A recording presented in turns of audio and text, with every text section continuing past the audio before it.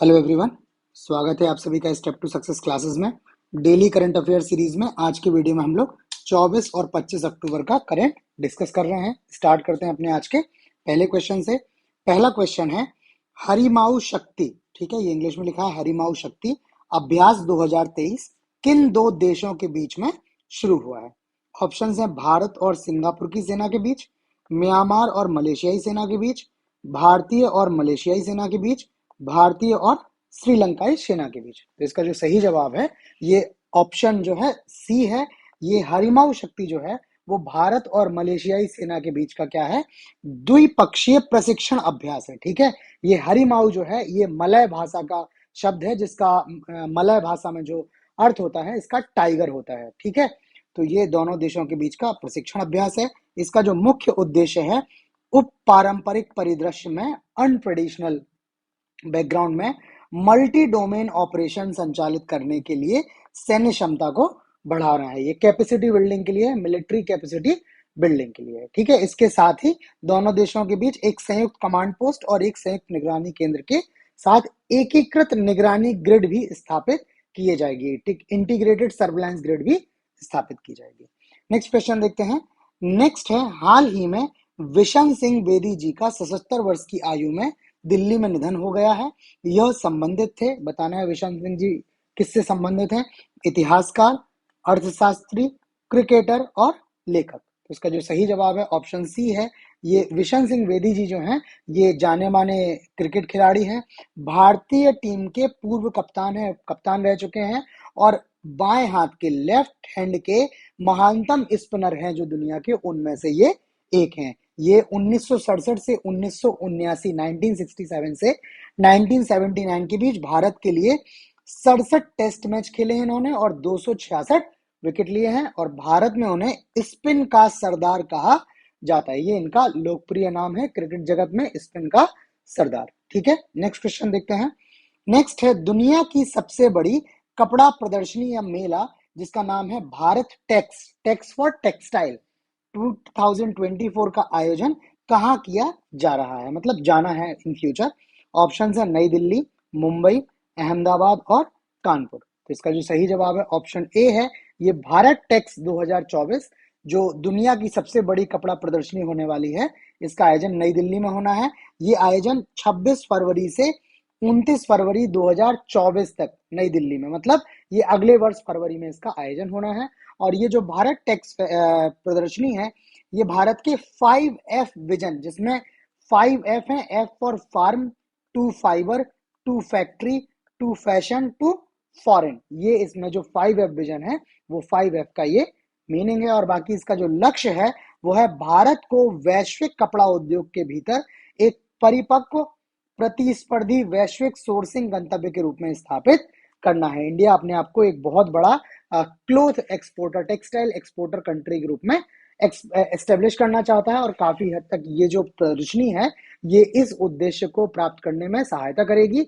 ये जो प्रदर्शनी है करीब 1 लाख वर्ग मीटर के क्षेत्रफल में ये लगाई जाने वाली है और इसी वजह से इसको विश्व की सबसे बड़ी टेक्सटाइल एग्जीबिशन बोला जा रहा है। ठीक है, बाकी नेक्स्ट क्वेश्चन से पहले से बता दूं मैं आपको, ये जो भी हम लोग क्वेश्चंस डिस्कस कर रहे हैं ये आपको हम पीडीएफ फॉर्म में भी जो है अवेलेबल कराते हैं। ठीक है, ये सारे क्वेश्चन जो हैं आपको ये पीडीएफ के लिए आपको हमारा चैनल का टेलीग्राम ग्रुप है, इसका अलावा जो वीडियो डिस्क्रिप्शन है वहां पर भी इसकी लिंक हमने दी हुई है, तो आप उस लिंक के थ्रू या इस यूजर नेम से सर्च करके टेलीग्राम ग्रुप ज्वाइन कर लीजिए, वहां से आप पीडीएफ वहां से ले सकते हैं। इसके अलावा चैनल पे जो है वो मंथली मैगजीन्स भी अवेलेबल हैं, इंडियन कॉन्स्टिट्यूशन के कुछ वीडियो अवेलेबल हैं, उत्तर प्रदेश की परीक्षाओं से संबंधित यूपी स्पेशल के वीडियोस अवेलेबल हैं और कंप्यूटर एंड टेक्नोलॉजी के भी कुछ वीडियोस अवेलेबल हैं। वो सारा कंटेंट आपका एकदम एग्जाम ओरिएंटेड है, उसमें वे क्वेश्चन हमने शामिल किए हैं जो परीक्षाओं में आ चुके हैं, जिनकी आने की पूरी संभावना है। ठीक है, जो समहाउ आपकी तैयारी को एनरिच करेंगे, आपका रिवीजन भी हो जाएगा। ठीक है, तो आप वो सारे वीडियोस वहां से देख सकते हैं। ठीक है, बाकी नेक्स्ट क्वेश्चन देखते हैं अपने करंट का। संयुक्त राष्ट्र दिवस कब मनाया जाता है, union day, United Nations day. Option है 21 अक्टूबर, 22 अक्टूबर, 23 अक्टूबर और 24 अक्टूबर। इसका जो सही जवाब है ऑप्शन डी है। प्रतिवर्ष 24 अक्टूबर को यूएन डे के रूप में मनाया जाता है। ये 24 अक्टूबर 1945 को संयुक्त राष्ट्र की स्थापना को चिन्हित करने के लिए ये दिन जो है मनाया जाता है। बाकी जो यूनाइटेड नेशन है, इस पर क्या है, देशों के बीच मैत्रीपूर्ण संबंध विकसित करने, अंतरराष्ट्रीय सहयोग प्राप्त करने, इंटरनेशनल कॉपरेशन और राष्ट्रों के लिए समन्वय का केंद्र होने की जिम्मेदारी, ये काम जो है वो यूएन का है। यूएन के जो वर्तमान महासचिव हैं, सेक्रेटरी जनरल जो हैं, एंटोनियो गुटेरस हैं, और जो यूएन का मुख्यालय है वो न्यूयॉर्क संयुक्त राज्य अमेरिका में स्थित है। इसकी जो स्थापना हुई थी वो कहीं और हुई थी, ठीक है, बट इसका अभी जो वर्तमान में मुख्यालय है वो संयुक्त राज्य अमेरिका में है, ठीक है। एशियन पैरा गेम्स 2023 का आयोजन कहाँ किया जा रहा है? ऑप्शंस हैं भारत, ब्रिटेन, चीन और अमेरिका। तो इसका जो सही जवाब है ऑप्शन सी है। ये एशियन पैरा गेम्स 2023 जो है, इनका आयोजन चीन के ह्वांगझू में किया जा रहा है और ये आयोजन 22 से 28 अक्टूबर तक चलने वाला है। इसमें जो भारत की तरफ से ध्वजवाहक है, ठीक है, जो भारत का झंडा लेकर पहुंचे हैं, उसमें प्रसिद्ध जो भारतीय पैरा शटलर हैं पारुल परमार, ठीक है, और पैरा क्लब थ्रोअर हैं अमित सरोहा। ये दोनों लोग जो हैं वो उद्घाटन समारोह में भारत के ध्वजवाहक हैं। और इस वर्ष भारत ने करीब 309 पैरा एथलीटों की अपनी अब तक की सबसे बड़ी टुकड़ी भेजी है। भारत जो है अभी जो इसके पहले गेम्स हुए हैं, ठीक है, उन गेम्स में भी भारत ने बहुत अच्छा परफॉर्म किया हुआ है और भारत लगातार खेलों में अपना जो है वो प्रदर्शन उत्कृष्ट कर रहा है। और उसी को देखते हुए भारत ने एक बड़ा दल भी भेजा हुआ है और साथ ही साथ भारत को उम्मीद है कि इस बार भारत करीब 100 से अधिक मेडल इस गेम्स में लेकर आएगा। बाकी जब ये गेम कंप्लीट हो जाएंगे तो इनके मेडल्स के बारे में हम आपको बताएंगे विस्तार से, इसमें अगली वीडियो में बताएंगे। नेक्स्ट क्वेश्चन है, lions that drunk the moonlight, ठीक है, किसकी आत्मकथा है? ऑप्शन है के सिवान, गुलाम नबी आजाद, एस सोमनाथ और शशि थरूर। तो इसका जो सही जवाब है ऑप्शन सी है। ये इसरो के जो अभी वर्तमान में अध्यक्ष हैं एस सोमनाथ जी, ये उनकी आत्मकथा है, ठीक है। और इसका जो मलयालम भाषा में शीर्षक है, मलयालम भाषा में इसका शीर्षक है निलावू कुदिचा सिमहंगल, ठीक है। ये इसका जो है वो मलयालम में इसका शीर्षक है, जिसका अंग्रेजी में ट्रांसलेशन बनता है lions that drunk the moonlight, ठीक है। और ये सोमनाथ जी की अध्यक्षता में इसरो के जो चंद्र मिशन है, चंद्रयान 3 की भारी सफलता से प्रेरित है, जिसने भारत के देशों की एक विशिष्ट लीग में पहुंचा दिया है। जो भारत का चंद्रयान मिशन रहा है ये सफल रहा है और भारत इसके साथ ही चंद्रमा की दक्षिणी ध्रुव पर उतरने वाला दुनिया का पहला देश हो गया है, ठीक है। नेक्स्ट क्वेश्चन है, भारत के पहले नैनो डीएपी, ठीक है, प्लांट का उद्घाटन कहाँ किया गया है? ऑप्शन है मुंबई, गुजरात, राजस्थान और छत्तीसगढ़। तो इसका जो सही जवाब है ऑप्शन बी है। ये भारत का पहला नैनो डीएपी प्लांट है, ये गुजरात में गांधीनगर में कलोल के पास इफ्को, ठीक है, इफ्को जो है Indian Farmers Fertilisers Cooperative Limited, ठीक है, इसके द्वारा इसकी स्थापना की गई है। और ये प्लांट क्या करेगा, पहले तो हमने यहाँ पे आपको डीओपी का फुल फॉर्म बता दिया है, डाई अमोनियम फास्फेट, ठीक है। ये डीएपी का फुल फॉर्म है।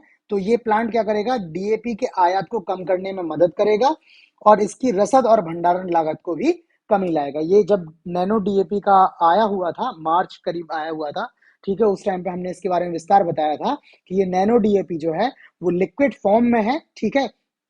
और इसकी जो 500 ग्राम की बोतल है वो करीब एक बोरी जो डीएपी की आती है उसके बराबर इसकी जो है क्षमता है, ठीक है। तो अब आप कम स्थान में क्या है, अधिक क्या कर सकते हैं, डीएपी को स्टोर कर सकते हैं, लिक्विड फॉर्म में है। अभी तक डीएपी के साथ प्रॉब्लम ये होती है कि वो मॉइस्चर एब्जॉर्ब करता है, इस वजह से उसको स्टोर करना थोड़ा सा टफ हो जाता है। बट ये लिक्विड फॉर्म में अगर बॉटल्स में होगा तो इसको स्टोर भी इजीली किया जा सकता है, ठीक है। और इसकी जो कीमत है वो भी कम है।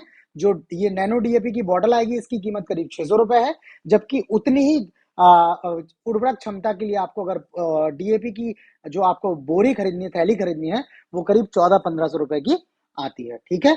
और इसके अलावा ये जो तरल नैनो डीएपी है ये मिट्टी में पोषक तत्वों को प्रभावित नहीं करता करता है, जो मिट्टी में ऑलरेडी जो है न्यूट्रिएंट्स हैं उनको प्रभावित नहीं करता है और इसमें कोई भी हानिकारक धातु कण नहीं होंगे, ठीक है। तो ये इस वजह से किसानों के लिए अधिक फायदेमंद होने वाला है। नेक्स्ट क्वेश्चन है, विश्व पोलियो दिवस कब मनाया जाता है? ऑप्शन है 22 अक्टूबर, 23 अक्टूबर, 24 अक्टूबर और 25 अक्टूबर। तो इसका जो सही जवाब है ऑप्शन सी है, प्रतिवर्ष 24 अक्टूबर को विश्व पोलियो दिवस के रूप में मनाया जाता है। और इस वर्ष का जो थीम है, विषय है, वो है माताओं और बच्चों के लिए एक स्वस्थ भविष्य। बाकी भारत जो है वो वर्ष 2014 में 2014 में पोलियो मुक्त घोषित हो चुका है। विश्व स्वास्थ्य संगठन जो WHO है, उसने भारत को 2014 में ही पोलियो मुक्त घोषित कर दिया है। और वर्ष 2011 में भारत में पोलियो का आखिरी मामला सामने आया था। 2012 के 11 के बाद पोलियो का कोई भी मामला भारत में सामने नहीं आया है। ये दोनों फैक्ट जो हैं वो आपके स्टैटिक जीके के लिए भी बहुत इंपॉर्टेंट हो जाते हैं, क्योंकि इस तरह से भी क्वेश्चन पूछा जाता है कि भारत पोलियो मुक्त कब घोषित किया गया और भारत में अंतिम पोलियो का केस कब देखा गया। तो ये करंट के वीडियोस तो है ही, इनमें हमने डिटेल्स इस तरह से फिक्स की हैं जिससे अगर आपका करंट से रिलेटेड क्वेश्चन ना हो, स्टैटिक जीके से भी रिलेटेड क्वेश्चन हो, तो आप इसको मिस ना करें, आप कहीं ना कहीं सॉल्व कर दें, ठीक है, ताकि आपका एग्जाम में क्वेश्चन जो है वो गलत ना हो। आप इन वीडियोस को लगातार देखते रहिए, आप मानिए कि आपकी करंट की तैयारी इससे मोर देन सफिशिएंट हो जाएगी। जितने भी वनडी परीक्षाएं हैं उन परीक्षाओं के लिए आपका मोर देन सफिशिएंट ये कंटेंट है, आपका क्वेश्चन इससे बाहर बिल्कुल भी नहीं जाएगा, ये आप भरोसा रखिए एकदम। नेक्स्ट क्वेश्चन है, नवीनतम वर्ल्ड एनर्जी आउटलुक रिपोर्ट के अनुसार भारत की सौर मॉड्यूल विनिर्माण क्षमता किस वर्ष तक 70 जो है वो गीगावाट प्रति वर्ष से अधिक हो सकती है। ऑप्शन है 2026, 2027, 2028 और 2029। तो इसका जो सही जवाब है ऑप्शन बी है, वर्ष 2027 तक भारत की जो विनिर्माण क्षमता है, ठीक है, जो सोल मॉड्यूल है उनकी जो क्षमता है वो 70 गीगावाट प्रति वर्ष से अधिक हो सकती है। ये रिपोर्ट जो है वो अंतरराष्ट्रीय ऊर्जा एजेंसी IEA, ठीक है, जिसका मुख्यालय जो है वो पेरिस में है, इसकी रिपोर्ट के अनुसार है ये, ठीक है।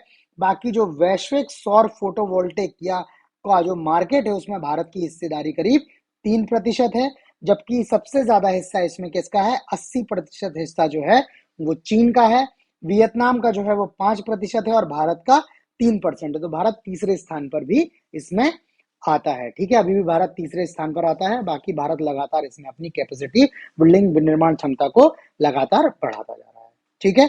तो आज करंट अफेयर्स में इतना ही है। बाकी आपको ये वीडियो कैसा लगा प्लीज हमें लाइक करके कमेंट करके जरूर बताएं। अगर आपने चैनल को सब्सक्राइब नहीं किया है तो चैनल को सब्सक्राइब कर लें, ताकि आपको टाइमली करंट के वीडियो, साथ ही जो और भी कंटेंट है exam oriented, exam specific content है, वो आपको टाइमली मिलता रहे। और पीडीएफ के लिए आप हमारा टेलीग्राम ग्रुप ज्वाइन कर लीजिए, वहां से आपको ये पीडीएफ करंट की मिलती रहेंगी, ठीक है। तो आज इतना ही, बाकी नए वीडियोस के साथ, नए क्वेश्चंस के साथ कल मिलते हैं, तब तक